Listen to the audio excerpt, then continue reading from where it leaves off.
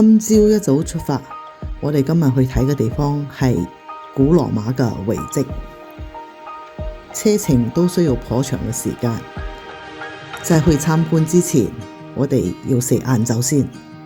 今日晏晝去一個真係比較特別嘅地方，環境優雅，餐廳就係古羅馬遺跡附近。我哋而家同你一齊睇下，我哋今日去食啲乜嘢？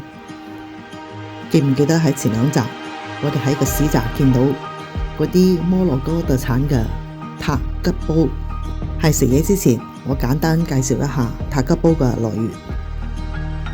塔吉煲源自於北非摩洛哥，最初係為咗解決當地水源缺乏嘅問題而發明嘅。其中呢，佢煎餅嘅設計就係讓我哋煮嘢食嗰陣時，嗰啲蒸汽重新滴回嗰啲煲裏邊，使材料嘅水分也保持原汁原味。塔吉煲可以分肉類啦，同埋蔬菜類。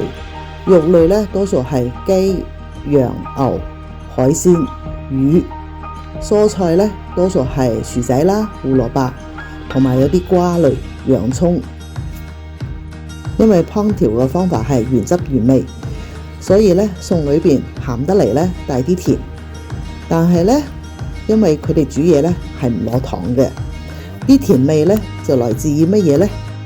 佢哋多數煮餸嗰時去加啲椰棗啦、提子乾或者杏脯肉，呢啲呢，因為帶咗啲甜味，所以就令到啲餸鹹中有少少甜，食落去味道非常之鮮味。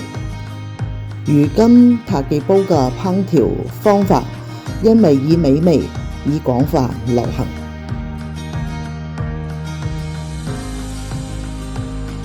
今日晏晝我哋嘅雞煲係一人一個煲，而係唯一一次每人一個煲嚟食，所以非常值得留念。之後我哋都食咗好多餐，但係呢就係一個大煲拎上嚟，之後大家分，好似呢啲一人一煲嘅時候呢，只係今次。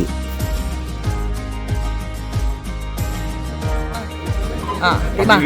缽仔雞啊！我叫呢個叫缽仔雞啊！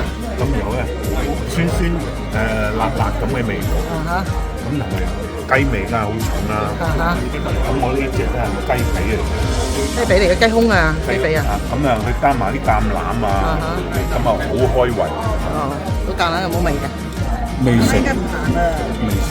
呢啲雞呢，佢又擺咗啲橄欖啊，有啲杏脯肉落去，裏邊呢有啲酸酸甜甜，味道呢相當唔錯，係我哋平時食唔到嘅味道。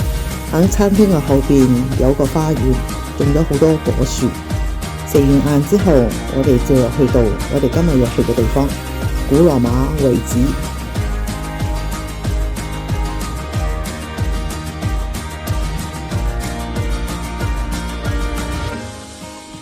阿魯比利斯係摩洛哥佔地最廣闊，都係保存最好嘅古羅馬遺址。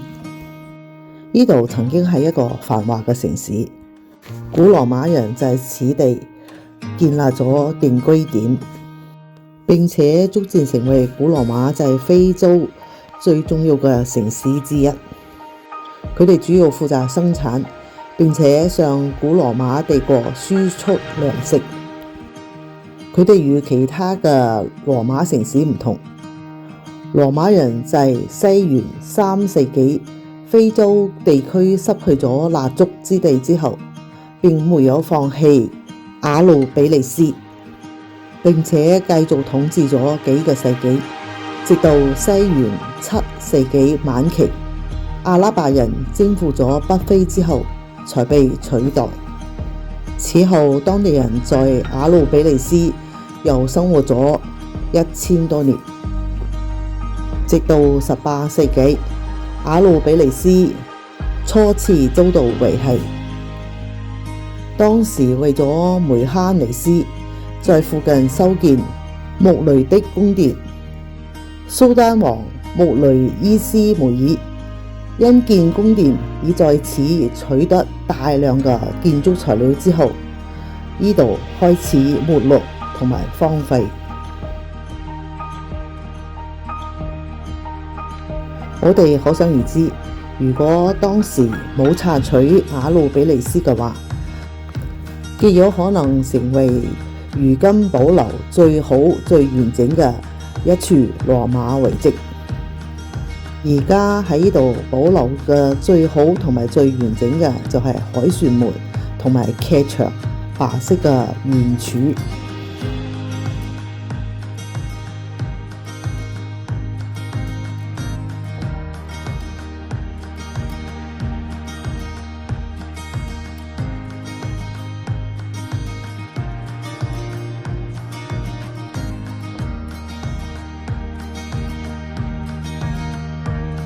我哋走入古城，可以睇到街道、居民嘅住房同埋洋磨房、公共浴室、市場都依然清晰可見。我哋可以運用我哋嘅想像力，透過描述，在腦中想像中當年呢個城市嘅盛況，滿街嘅人群。凱旋門門前車水馬龍，魷魚時代廣場，街道兩旁嘅鋪頭滿滿人潮，如同香榭里大道。豪宅嘅內部花園、噴水池，想像中當年有錢人豪華奢侈嘅生活。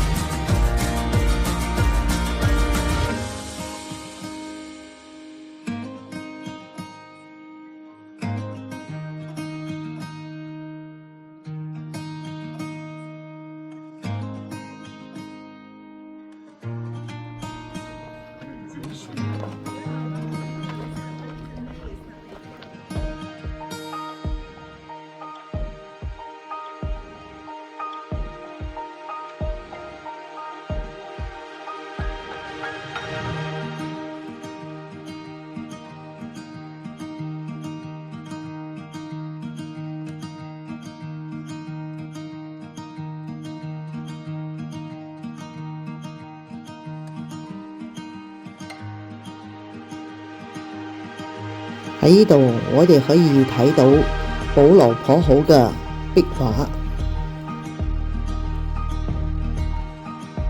我設法運用我嘅想像力，先至可以在雅魯比利斯呢個有歷史文化嘅地方，真真正正體驗到當時嘅歷史。直到19世紀之後，甚至被當地人以為係搭金字塔同一群人留下嘅遺跡，甚至被稱為法老王嘅城堡。